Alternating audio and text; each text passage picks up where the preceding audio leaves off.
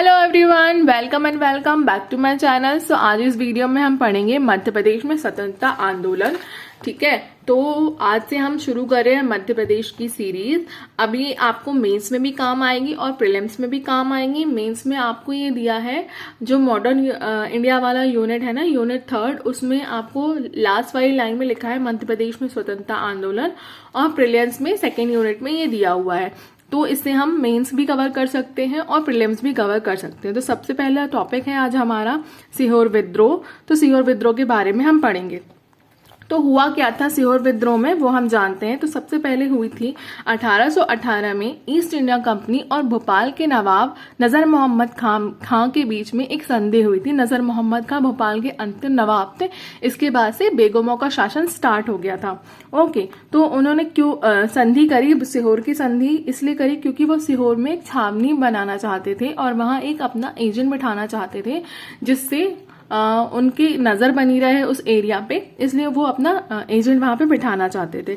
ठीक है, इसके बाद आते हैं, ये बात पता चली नरसिंहगढ़ के जो नवाब थे कुंवर चैन सिंह, उन्होंने इस चीज को इस संधि को स्वीकार नहीं किया। सबके पास साइन करने के लिए जाती थी चीजें कि भाई ये हमारे मैडॉक को प्रभारी बनाया जा रहा है, राजनीतिक एजेंट बनाया जा रहा है, तो कौन कौन इसमें सिग्नेचर करेंगे, हस्ताक्षर करना होता था।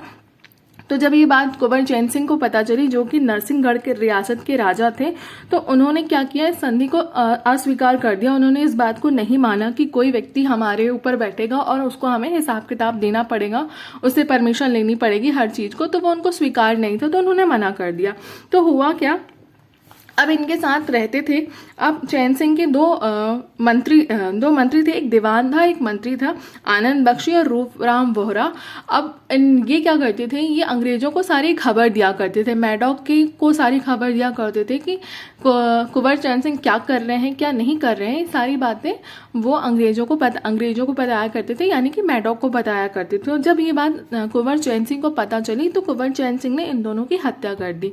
अब जब इनकी हत्या कर दी, तो मैडॉक ने बोला कुंवर चैन सिंह को कि भाई तुमने हत्या करी है तो तुम्हें इसका हर्जाना भरना पड़ेगा, तुम्हें इसके आरोप में हमारी अधीनता स्वीकार करनी पड़ेगी। मतलब कि जो पूरा राज्य है, पूरी रियासत है, वो अंग्रेजों के अंडर आ जाएगी। लेकिन कुंवर चैन सिंह को इस चीज को ठुकरा दिया और उन्होंने कहा कि आपको अधीनता स्वीकार करनी पड़ेगी, साथ साथ जो भी अफीम होता है उस एरिया में, जितना अफीम होता है वो सारा अफीम अंग्रेजों को बेचना पड़ेगा, जो कि कुंवर चैन सिंह को बिल्कुल भी मंजूर नहीं था। उन्होंने इस बात को भी ठुकरा दिया। ठीक है, इसके बाद हुआ क्या कि 24 जुलाई 1824 को मैडॉक ने कुंवर चैन सिंह को सीहोर बुलाया कि आप आओ बात करने के लिए। अब कुंवर चैन सिंह को ये बात तो पता थी कि बात करने के लिए तो नहीं बुला रहा है, तो उन्होंने क्या किया, अपने साथ उनका जो दीवान था खुमान सिंह, उनके 2 अंग रक्षक थे हिम्मत खां और बहादुर खां, वो दोनों और 43 सैनिकों के साथ वो सीहोर पहुंचे। और सीहोर में जो दशहरा मैदान था, वहां पर अंग्रेजों के साथ उनकी मुठभेड़ हुई, लड़ाई हुई, जिसमें कुंवर चैन सिंह शहीद और उनके साथ जो उनके अंग रक्षक थे वो भी शहीद हो गए। उनके जो अंग रक्षक थे वो मुस्लिम थे, इसलिए 24 जुलाई को हिम्मत खां और बहादुर खां के नाम पे कौमी एकता दिवस मनाया जाता है।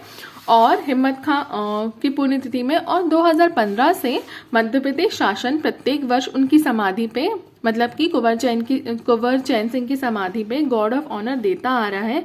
कुंवर चैन सिंह को मंगल पांडे, सीहोर का मंगल पांडे कहा जाता है, मध्य प्रदेश का मंगल पांडे कहा जाता है।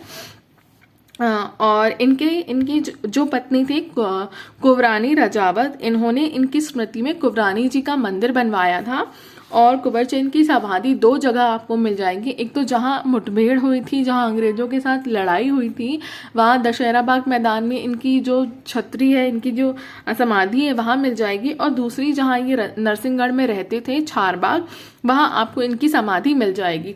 सो ये रहा पूरा सीहोर विद्रोह। इसी तरीके से आपको लिखना है, इसमें कुछ फैक्ट्स हैं जो आपको प्रीलिम्स में काम आ जाएंगे, जैसे कि सीहोर की संधि पूछ सकता है, मैडॉक कहाँ का प्रभारी राजनीतिक एजेंट था वो पूछ सकता है, कुंवर चैन सिंह के बारे में पूछ सकता है कि कहाँ के राजा थे, वो नरसिंहगढ़ रियासत थे, किस वंश के थे, तो मठ परमार वंश के राजा थे, ये। और इनके दीवान और मंत्री का नाम अगर पूछ सकता है तो आप बता सकते हो इसमें से। फिर इनको मध्य प्रदेश का मंगल पांडे किसे कहा जाता है वो आप बता सकते हो। कौमी एकता दिवस मनाई जाती है तो कब मनाई जाती है वो बता सकते हो। सियोर की संधि कब हुई थी ये बता सकते हो।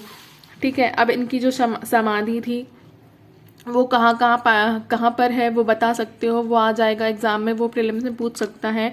ठीक है, फिर इनकी जो पत्नी ने मंदिर बनाया था उसका नाम क्या है ये आप बता सकते हो। ठीक है, तो इस तरह के क्वेश्चन प्रीलिम्स में पूछ सकते हैं। चलो मिलते हैं नेक्स्ट, हम रिवोल्ट देखेंगे नेक्स्ट वीडियो में। तब तक के लिए टेक केयर, बाय बाय, अपना ध्यान रखिए और पढ़ते रहिए।